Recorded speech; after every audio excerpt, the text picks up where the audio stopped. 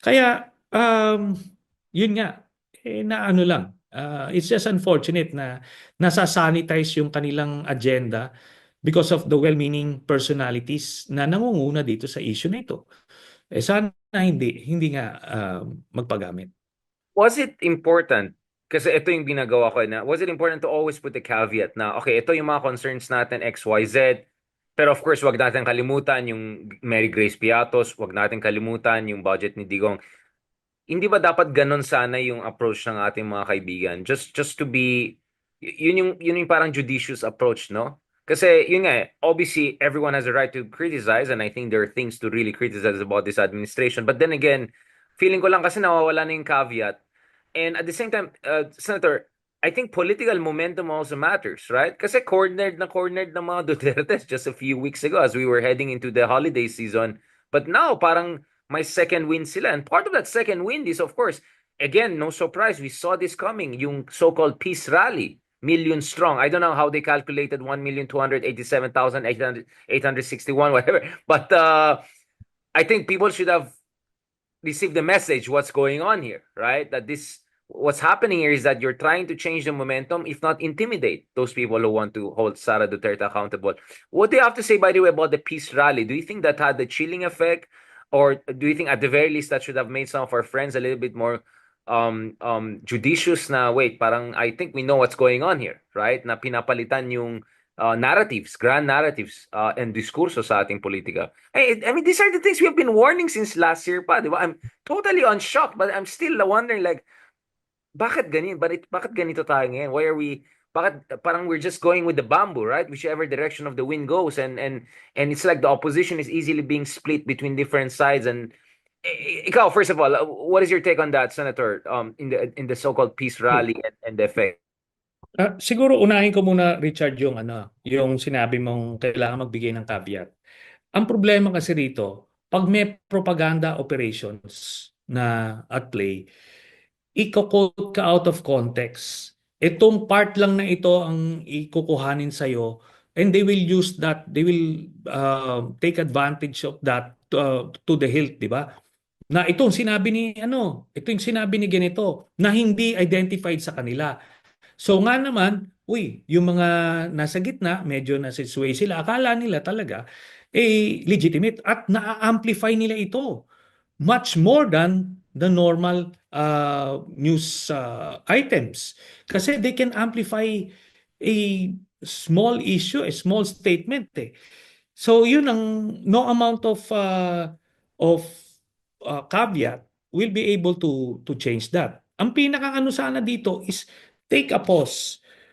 You unpack or dissect the issue by yourself. Ano ba itong BICAM report issue na ito? Where is the crime? How much was stolen, if any? Ano ba itong issue na to? Is this something that we really need to elevate sa level nung impeachment ni Sara? Dapat sila sa kanila yan, hindi yung suddenly maraming views pag sinabi ko to. Hindi nila alam kargado nung DDS sa propaganda eh. Yes, I Di think ba? I think Ganan yun. malalaman mo sa tenure at cadence ng comments kung what's going on there, right? Maybe Yeah. magbabago lang sa social media world pero tayo na medyo Yeah. veteran. Yeah, you're right. I think kargado ito is the Mamamonitor best mo. way to put it. Yeah. Okay.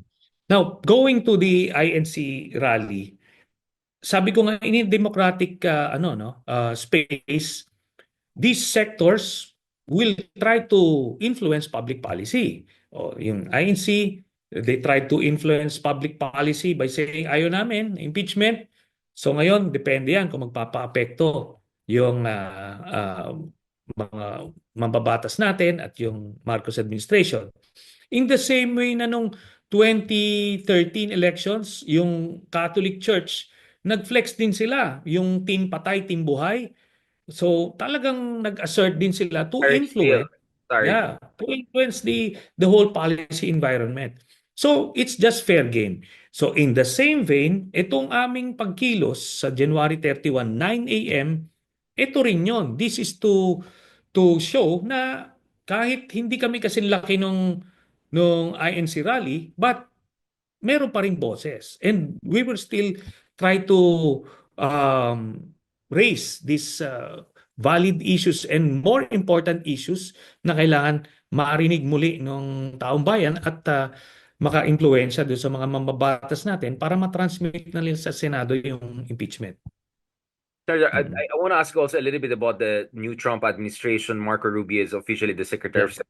I want to slightly ask you about that. But before going there, we want to end on a more positive note on this, diba? So I think medyo na-clarify na po natin. May kind of points of difference tayo with our good friends, no? Including a lot of other fellow regulars dito sa little show natin. But the message we want in Friday is some sort of a unity, right? Na lahat naman tayo, whether actually never Marcos ka or never Duterte, whatever, ang gusto lang natin never trapo, right? We don't want dictatorship, we don't want corruption. All of us want the same thing, maybe just different tactical or strategic outlook. Senator Trillanes, how important is for these different groups, despite disagreements or despite differences in terms of strategic or tactical priorities, to come together? And exactly where is the venue, and is there a program? Is it supposed to be the whole day, just for people to have an idea? Kasi I think maraming interesado dito, but the thing is parang nagsi-circulate lang itong mga to in certain silos eh. So we want to make sure that everyone has a chance to know about this rally and also to show their unified interest in good governance and good Philippines. Yeah. Okay. Yung January 31, 9 a.m. sa People Power Monument po yan, it will end mga around 12 noon. Kaya itong umaga nito, ito solely for impeachment ni Sara Duterte. Yung program dyan, yung speakers dyan would be the complainants dun sa first and third impeachment complaints. So, mare-revive ulit, isa-isa yon. So, yan po ang first na rally. Yung sa hapon, kasama yung budget issue. Ngayon, kung if you think this is a big thing, then by all means go there. Wait, We're hapon not niya is also stopping. there? Same place lang yung sa hapon? EDSA Shrine. No, EDSA Shrine. Yung hapon. EDSA Shrine, yung hapon. So People Power Monument, ito po yung nasa may Sila, Camp oh, Aguinaldo, right. corner. Oo. Yung corner na yun, katapat ng Corinthians. So yung EDSA Shrine, yung sa may church, yung may Uh, Blessed Virgin Mary. it's a whole Oo. day event. Ngayon, It's a whole day event then, yeah. yung sa EDSA Shrine, sa I hapon mean, if sila. put them together, it's a whole day event, isn't it? Yeah, Essentially, yeah. of you know, Oh. third, fourth Then yung position, yeah. Then yung Makabayan Block, I think will also have their own rally. Either, I think, Liwasang Bonifacio. So in the afternoon din yon. Kaya ano to, mas maganda nga ito. Makikita nila na disparate groups, but ang common call dito is impeach Sara. Di ba? Kung mag-resonate man yung budget, which I doubt, kasi sabi ko nga, that budget issue, that BICAM issue is so complicated. At the end of the day, hindi nila masabi what the crime is eh. Magkano yung ninakaw? Wala eh. It's procedure ng Senado. Sabi ko, talo kayo dyan kasi hindi pakikialaman ng Supreme Court yung proseso ng Senado. And just to be clear, at least the difference here is that yung peace rally was a bit ambivalent. Like we agree with the president to disagree with, like, at least ito, klarong-klaro what Yeah. people want, no, which is accountability on something that the Quadcom hearings, among others, exposed. And these Quadcom hearings were composed of many people from different sides, not to mention also Risa cross-examining yung ano yung mga book projects ni Sara, yung libro niya. Ating Yeah. kaibigan niya, yung mga ganun. All right. So again, it's just a good reminder for people on that front. Now, on the last part of our discussion, Senator, well, actually, I have to also ask about it. So, eto na, patapos Chinese New Year na tayo, kung Choy. So what I'm hearing is that either baka mahabol pa before election yung impeachment proceeding from essentially from Congress, i-transmit sa Senate, but no one is under the illusion that they will be voting until after election, something that you have been talking about last year pa. So the scenario you've been talking about since last year pa, mukhang yun yung most realistic scenario. But to a certain degree, it could also be a now or never situation, right? Kasi kung sumablay itong impeachment na yan, hindi ka na pwede mag-file ulit until another year, right? So you just have to Yes. drag it until the right conditions are there and then push it to the next level, right? So could you just lay out the, I don't want to use the word blueprint kasi mukhang conspiracy, but the mechanics just in case.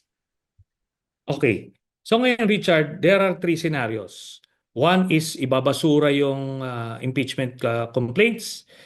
Pangalawa is itatransmit itong impeachment complaint before the elections, whether February man yan or anytime during the campaign period, para sisimulan yung trial nitong Senado na ito. Tapos, or itatransmit ito just before matapos yung Kongreso. Itatransmit ito sa Senado para yung next set of senators na ang maglilitis nito sa next Congress. Pero So right kahit between the end of elections and then a new Congress coming in. So like something like yes. second half of May to June, parang something like that. Oh, yeah. So meron pa kasing 6 session days yan after the elections. So magre-resume yan. So pwedeng i-transmit doon sa period na yon para diretso sa Senado. Ang Senado is a continuing body. The impeachment process is a continuing process.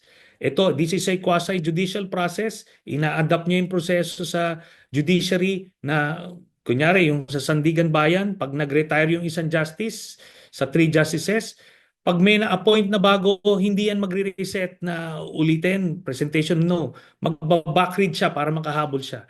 So ngayon, kung i-transmit naman ito during the campaign period or just before the campaign period at masimulan yung trial, kahit hindi matapos yan ng term, kunyari June 30, tapos na yung term ng 12 senators, mag-spill over yan, magpapalit lang yung mga senator judges na mawawala, papalitan ng mga bago, then tutuloy yung impeachment process, impeachment trial, um, kung saan siya natapos nung nakaraang kongreso. Kumbaga, ano yan maliwanag sa Constitution that you can only terminate an impeachment process in either of two ways. First, sa plenaryo na pagbobotohan siya na ibabasura siya. Okay. Pangalawa is a verdict at the end of the impeachment trial. Okay. Ngayon, ang isang sub-level noon is kung prior to the verdict, nag-resign yung akusado, in this case, the Vice President, kung mag-resign siya, so effectively, remove na siya, so magiging moot na yung verdict.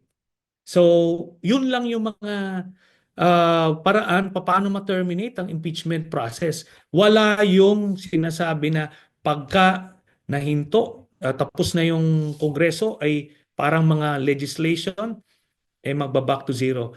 No, the impeachment process is not similar or is not equated to a legislative process. So pwede mo ibangko and then push it at the right moment. Hindi siya termination kasi walang final verdict Yes. by senator judges nor a vote down or thumb down by the plenary in the Congress.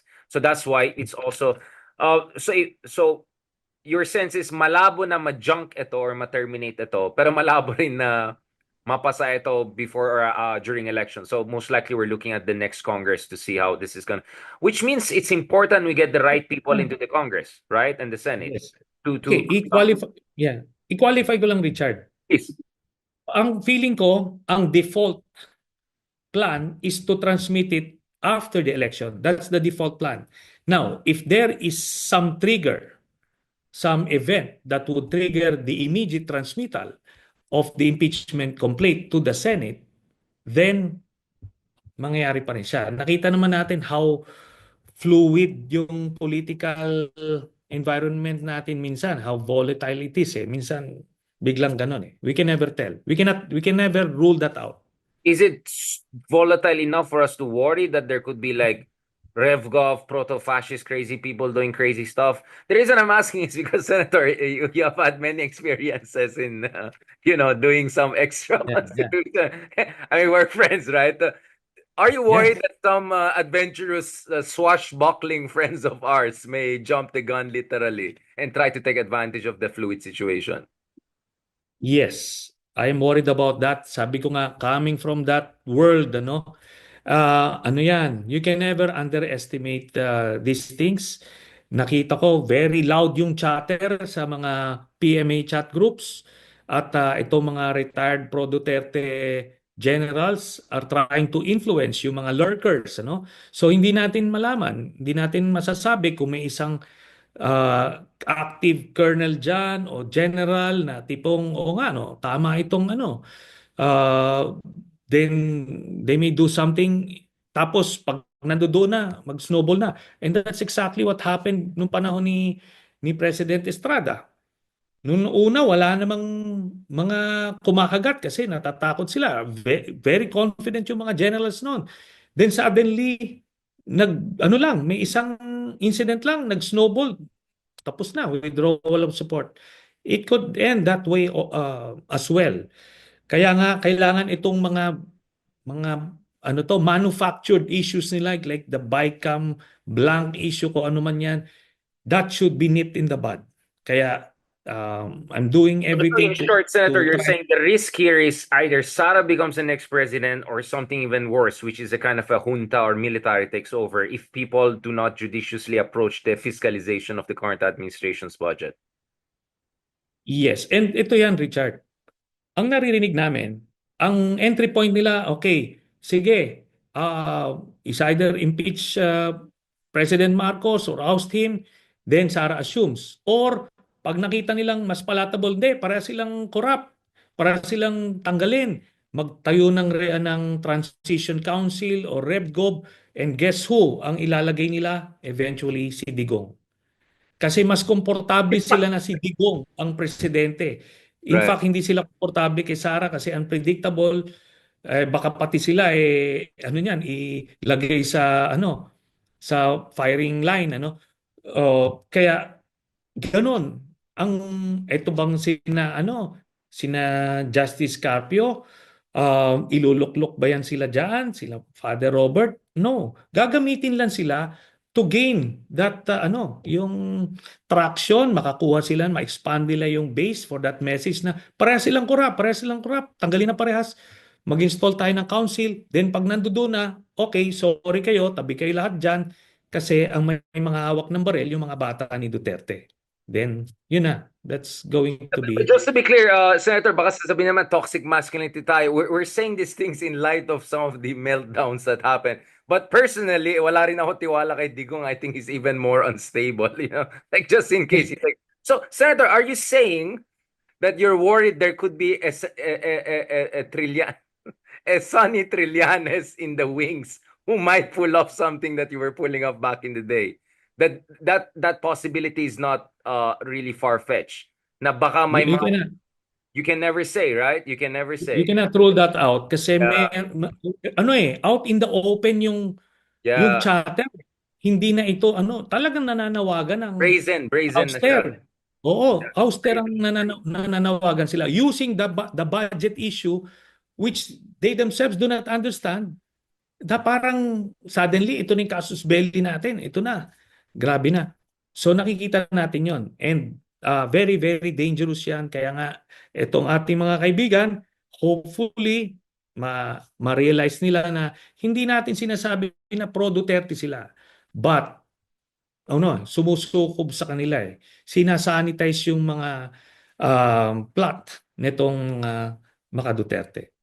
But if there's one thing we have to say, so thank you so much, Senator Trillanes, for clarifying that. Kasi parang last year we were not as worried.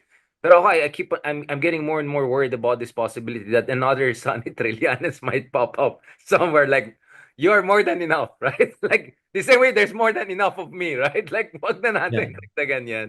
But on a serious note, if there's one thing though that has been moving in the direction of accountability is that nag-hemorrhage din numbers ni Sara, di ba? She's only plus 21 net satisfaction rating per fourth quarter. So, mukhang yung Duterte magic has taken a significant punch and hit. No? I don't know about Digong if he's really in a position to lead the junta or presidency. But Sara, bata pa. May future pa yan. May balak pa yan. She has made it clear. Yeah, she will run for 2020 if she can.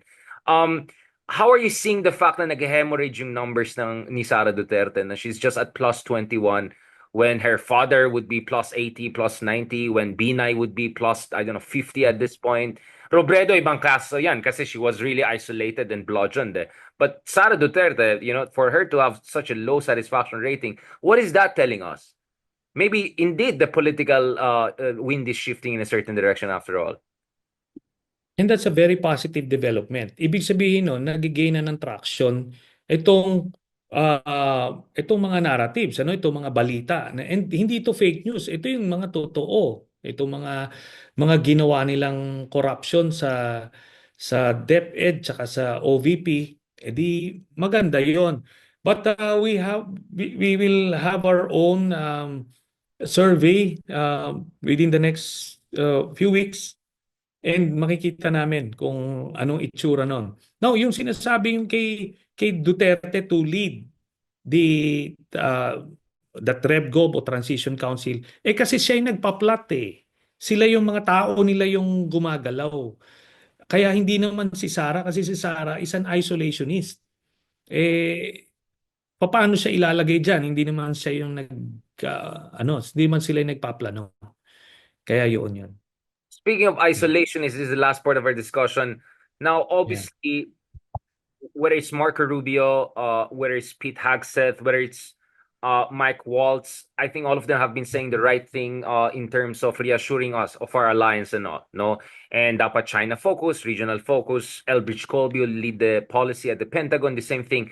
Nevertheless, I want to ask you this kasi kanina yun din ang discussion natin sa UTAC Forum, Usapan Taft and Katipunan with sila Justice Carpio and Yusek Malaya and Commodore Tariela and Colonel Padilla. This idea that dapat ba mag-worry tayo na baka that this Trump 2.0 could be a little bit more isolationist than we want. The reason I'm asking that is on one hand, si Trump, since he has returned to power, he constantly talks about, wouldn't it be great if we just make peace and talk together? And then yung TikTok, wouldn't it be nice that TikTok will stay wonderful? And then more worrying, actually lang nag-tag sa akin ay yung members ng Biden National Security Council just the other day on TikTok.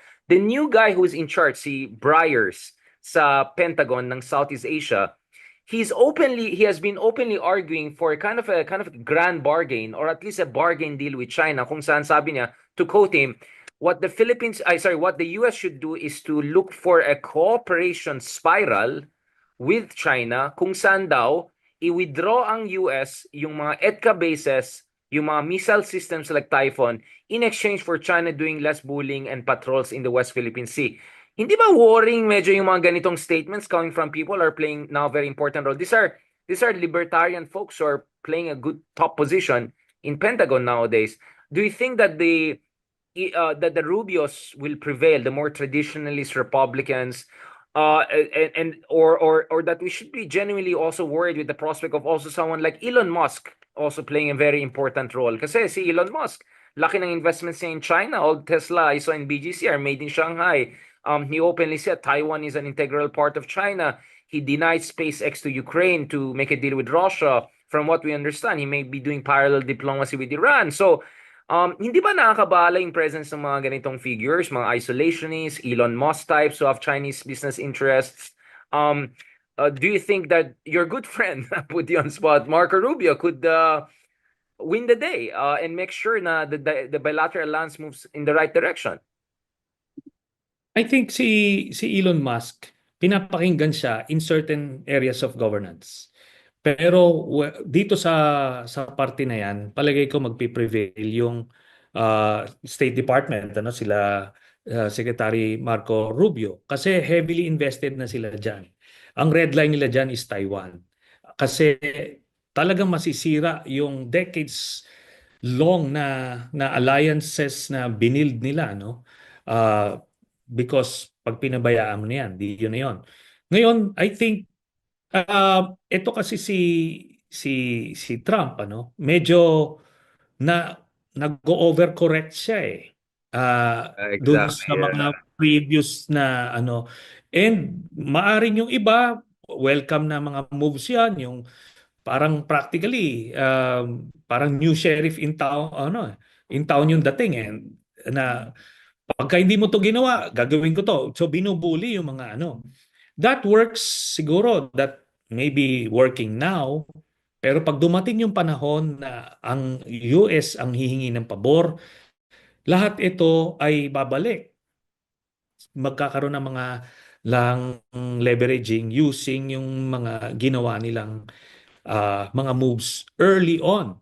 Kaya sana kung hindi siya mag-overcorrect, kung siguro yung mga initial moves okay na siya doon, then let the bureaucrats take over. So yung long-standing or yung strategic foreign policy positioning ng US ang magpe-prevail. Kasi pag yun sa tanong na who prevails, sila Elon Musk or Marco Rubio, it's Trump who will prevail. So kung anong maisip niya paggising niya ng umaga na yon, Last whisper whether this it's year, yeah. whether it's the side ni Marco Rubio, yun yun. But I feel dito sa foreign policy aspect ng governance, medyo nagde-defer siya kay Marco Rubio, especially with how he performed nung confirmation hearings. Talagang pinakita niya yung expertise niya in every corner of the world. Kahit na anong Philippine conflict. US history, Duterte, like everything. Parang ikaw Yes. narinig ko. It's like, is that so? Like yung level of familiarity niya sa Philippine politics was incredible. Yeah.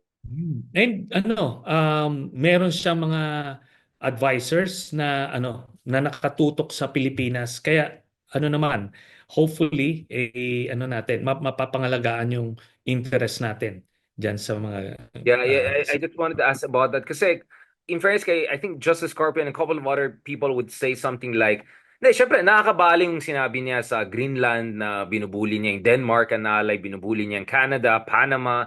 Well, may pagka-Monroe Doctrine yan kasi Western Hemisphere lahat ng pinag-usapan natin. So, of course, it doesn't look like a sheriff in the town. It's more like the new cowboy in the town. Parang primeval American Netflix. ah, But the idea is that iba kasing East Asia, iba yung Western Hemisphere, iba yung Europe. Diba? Ang Europe kasi ang problema, burden sharing eh. Ang yaman-yaman ng Europe, pero ang baba ng defense spending nila. But tayo, we are doing our best, right, Senator? But I'll say one issue I also had with the budget of BBM is that kinaltasan, not BBM's budget, but the budget that was passed, kinaltasan yung modernization natin. We were asking for 50 billion pesos, 36, 35 lang binigay. Like, isn't that a little bit reckless? We have to be more self-reliant and all just to hedge. I mean, of course, you're hoping that, the Marco Rubio wing of the Trump 2.0 will prevail, but you can never say for sure, right? There's always Elon Musk. There's always the libertarians embedded in the yes. government. So as a responsible statesman, you have to hedge. And si Trump is very unpredictable. Kaya talagang ano tayo diyan. Nothing is set in stone at this point. Yung ano kasi, yung naman sa modernization, ang ginawa kasi nila dito, nag-trade off sila.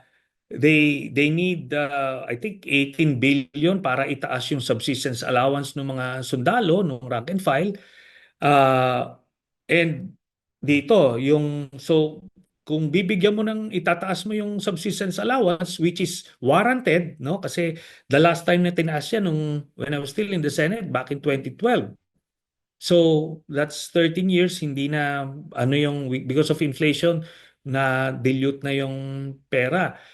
So yun ang prioritize. Ngayon, unfortunately, kailangan kukuhanin sa defense budget din, and ito yun, yung sa modernization. But yung sinasabi mo kanina about yung sa defense spending, hindi kasi tayo pwede ma-equate doon sa EU because the EU countries mostly are developed countries. Yeah. At talagang they can afford it. So talagang nag-ano And may sila, war sila. They have a Ukraine war. They should pitch in. Oo. Oo, nagse-save sila, nagse-saving sila at the expense ng US. So, valid naman yung punto na yun. Pero sa atin, kahit na sabihin natin magbuhos na triple tayo ng budget, it's still a drop in the bucket compared to China. the budget, defense budgets nitong mga ito. So, kailangan talaga natin ng suporta from our allied countries. Yeah. Just last point in this sorry, Sonny, ang dami parang natambak. The reason again I'm raising this is, 'di ba sabi mo nga kargado ito eh. Meron ng narrative na naman mga DDS, 'di ba? Ang narrative nila is Digong loves sorry, Trump loves Digong kasi far-right populist international, PAL, di ba ang tawag ni Duterte, congratulations to my PAL, although tapos hindi daw inimbita si BBM, although I know only 6 leaders were invited to the inauguration, Milei, Meloni, Orban, Modi, yung mga usual suspects. So even Netanyahu was not invited, just to put things into context, no? So meron kasing linya. So inauna ko kasi pinipreempt ko yung narrative nila. Ang narrative nila is Trump will throw BBM under the bus kasi si BBM ay masyado nag-Biden at Trump loves Duterte and Trump will cut a deal with China. Constantly yun ang nakikita ko narrative. Kaya gusto ko tong discussion na to because we want to show to the Filipino people is that hindi naman tayo nag wishful thinking dito. And at the same time, may bipartisan consensus also in terms of the bilateral lines, meaning both Republicans and Democrats are the reason I'm also raising this is because some are making a big point out of this 90-day freeze sa US aid. Sa pagkaalam ko, this doesn't affect humanitarian aid. And kanina umaga nung kausap kong National Security Council and all doon sa UTAC Forum, sabi nila hindi rin apektado yung defense aid. Ang apektado lang talaga dito yung US aid. Siguro, again, siguro may kinalaman ito doon sa woke ng mga projects na Yeah. yun nila Yeah. Trump. Siguro yun lang yun, di ba? Again, just to clarify, kasi some of the trolls, Duterte trolls are making something out of that. Sabi nga nung iba, kawawa naman daw yung mga bayaran ng Amerika sa Philippines dahil may 90-day free. Sabi ko, sarap naman ng nagsalita. Live from Beijing pa naman to mga kaibigan natin. So, well, ako nga, sabi ko nga, nothing is set in stone. Ultimately, depende yan sa gising ni Trump kung saan ba siya pupunta, saan direksyon. But, meron ng default na position. And it was articulated by Secretary of State Marco Rubio during the confirmation hearings. Very definitive yung lines doon. And it is aligned with the long-standing strategic foreign policy position ng US in East Asia. Kaya talagang babaliin ng husto yan. It will go against President ano tayo, let's have a 180-degree turn and strike a deal with China. It will definitely go against bipartisan advice. At ano to, mabigat 'yon. And si Trump may not be in political capital unnecessarily kasi very strong yung anti-China narrative niya during the campaign i-impose ng tariffs and all that, di ba? So, ano 'yon? Palagay ko more or less meron default na position. Kaya yung sinasabi ng mga DDS, wishful thinking 'yon. And ganun naman sila Sila ever yung since, wishful thinking, hindi yung... ha? Sorry. So sila yung wishful thinking na Trump will save, Sila Oo. save the day Sila for yung the China. wishful thinking nila is Trump will favor Duterte. For all you know, wala namang pakialam Siyang si Trump pakikita diyan. loser. Yeah, like he doesn't care if you're not a powerful person, right? So I just Oo. So, yeah. Ano lang, pinapa-high moral lang nila yung sarili nila kasi alam mo na, walang no good news for them lately. So they need to create something, 'di ba? Para lang ano nila. medyo kailangan But walang basis 'yon at all. medyo kailangan ng fentanyl dopamine ano. This is really last point. Senator, how is the campaign going in Caloocan? And again, how can people follow you and support you? People are also invested in your race. I know parang ang pangit kasi ang dating pa. Ang dami natin pinag-usapan around the world. And oh, by the way, tumatakbo ka rin ng mayor ng Caloocan. Kamusta naman dyan? And paano pwede tumulong o mag-volunteer ang mga kaibigan natin na who believe in your brand of good governance and decisive leadership, which is what I really appreciate about you, Sonny. Well, salamat Richard. The campaign is doing well, no? Kasi wala pa naman to. Actually, this is pre-campaign, but very very good yung reception and we have both informal and formal surveys showing na practically tabla na yung laban. Tabla na, no? And I came from way down but here we are and I think we have the momentum going for us, but we won't be complacent. We will be running as though milya-milya yung lamang ng kalaban. Kaya dadaanin namin ito sa sipag. Now, as for those who want to help us, they can reach us through our social media platforms. So, andiyan naman po yan. Yan. Hindi naman kayo mag-RevGov, Mayor, just in case. Sabi niya, baka mamaya magkukuyan si Trillanes sa City Hall sa Caloocan. Well, good Yeah. friends stab you in the front, so I just had to spell this out, Senator. Kasi may mga nagsabi, Y- naku, pag di Yeah. nanalo, baka magkukuyan sa Caloocan. So, Well, sabi ko, we've always respected the will of the majority, no? Ever since I became this pro-democracy or a Democrat back in nung nakalabas na ako, I never looked back, di ba? actually, we have to do Uh, in person na lang dun sa journey mo. Kasi every time we talk about democracy, someone jokes, hindi ba ito yung 3 beses nagkuplat? Sabi ko, well, siguro magkuplat yan sa Caloocan. May supporter rin dyan. Mag-RevGov sila dyan. And so, may hmm. advice ka sa mga kaibigan natin na genuine opposition na siguro unwittingly naging enabler or unwittingly tinulungan yung propaganda machine, unfortunately, ng kabila. I think you have made your point also very clear that the greater evil or the threat to our constitutional order is really from the side we have been talking about. I know also that I'm sure people in the government are also watching our podcast and all, and they're looking at our discussions. What is your advice to President Marcos? Si President Marcos sat down now and said, okay, ang dami yung satsat ni Richard, dami yung alam.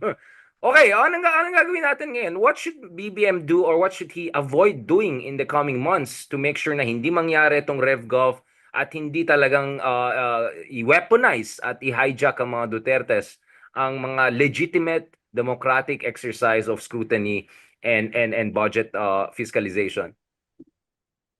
Well, si Duterte kailangan i-turn over sa ICC. That's one. Pangalawa, i-impeach si Sara Duterte. Pangatlo, i-address yung mga legitimate concerns ng genuine opposition na kung ano man itong mga nakikita nilang misprioritization ng education sector and ayan, PhilHealth. So, i-correct yan. Kaya naman i-correct yan eh. Then, iwasan yung mga bulilyaso, mga unforced errors, ika nga. Then finally, kailangan nilang palakasin yung Communication. kanilang communications group. Kailangan front and center ito sa issue. Hindi dapat reactive. Kailangan pinapaliwanag. Kailangan na-anticipate nila where the propaganda machinery of the Dutertes are going and coming from. Di kailangan mako-contain nila kagad yon. Kasi nagiging reactive and passive even.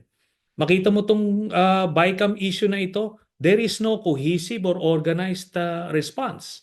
So it's just a one statement from Malacanang and that's it. Samantalang yung kalaban, sustained yung kanilang bira at iba't ibang talking heads ang ginagamit para makalat nila yung kanilang manufactured issue.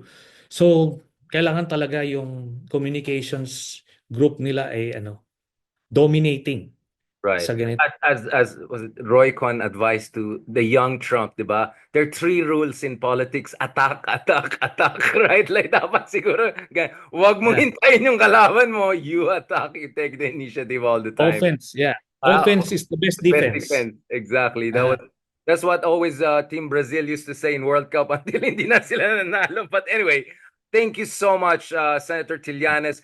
Buti nga game ka, no? I mean, grabe din sabi ko, baka magkuyan. No, but thank you so much. I know medyo mabigat na mga yeah. diskusyon nito. I hope people normal naman magkakaroon tayo ng disagreements. I mean, this is spirit of democracy, di ba? We can have same goals but different tactics, even sometimes different strategy. But we have so I hope people don't take it against you or against me or against some of us when we just emphasize certain points. So I really appreciate that, Senator Trillanes. And yes, you're correct. Campaign preparation. Sorry, officially hindi pa nagsimula. Kung Ifatchoy, have a happy new year and talk to you soon, Senator. Hopefully in person. Gusto rin namin i-cover yung once your campaign starts in Caloocan para ibang topic naman. Salamat, sir. Sige, happy Chinese New Year, Richard, and see you. See you soon po. God bless.